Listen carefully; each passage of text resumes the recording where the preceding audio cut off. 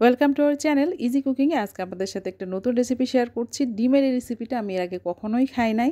আমরা ডিম পছন্দ করি, কিন্তু এই রেসিপিটা আমাদের কখনোই খাওয়া হয় না। একটা বাসায় দাওয়াত ছিল, সেই বাসায় দাওয়াত খেয়েছি। ভাবি আমাদেরকে এই স্পেশাল রেসিপিটা তৈরি করে খাইয়েছে এবং এই রেসিপিটা এত বেশি মজা ছিল, আমি বাসায় এসে এটা বানাবো বলে ভাবির থেকে ভালোভাবে রেসিপিটা শুনে এসেছিলাম। আমি চেষ্টা করেছি আমার মতো করে তৈরি করার এবং এই রেসিপিটা ভীষণ মজার ছিল। আর এই রেসিপিটা তৈরি করার জন্য আমি সিদ্ধ করে নিচ্ছি ডিমগুলো সিদ্ধ করার সময় ঠান্ডা পানির মধ্যে ডিমগুলো দিয়ে হাফ চা চামচ পরিমাণ ভিনেগার দিয়ে নিয়েছি।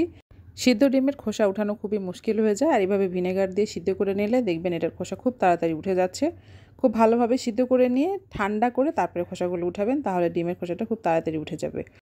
সিদ্ধ ডিমের খোসাগুলো ছাড়িয়ে আমি প্যানে তেল দিয়ে এগুলোকে ভেজে নিচ্ছি। আমরা যেভাবে ডিমের কোরমা বা ডিমের তরকারি রান্না করি ঠিক সেভাবে এটাকে লবণ দিয়ে ভেজে নিচ্ছি। আমি কোনো দলে হলুদ ব্যবহার করছি না, শুধুমাত্র লবণ দিয়ে খুব ভালোভাবে ডিমগুলোকে ভেজে তুলে নিচ্ছি।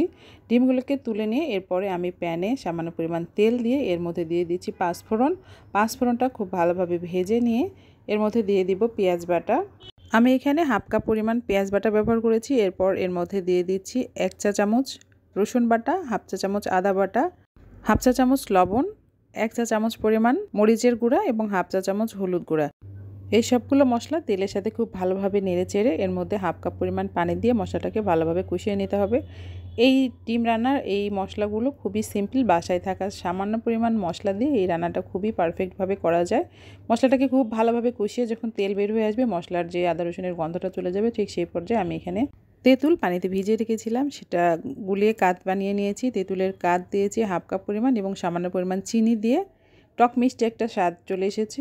এই ডিমের রেসিপিটার টেস্ট হচ্ছে টক মিষ্টি। আপনি টক এবং মিষ্টিটা কী ধরনের পছন্দ করেন সেভাবে সেট করে নেবেন। আর এই রেসিপিটা ভীষণ মজা হয়। আমার মনে হয় আমি যত ধরনের ডিম রান্না খেয়েছি তার মধ্যে এটা পারফেক্ট এবং স্পেশাল ছিল এবং অনেক মজার ছিল। আমাদের মা মেয়ের খুবই পছন্দের এই রেসিপিটা।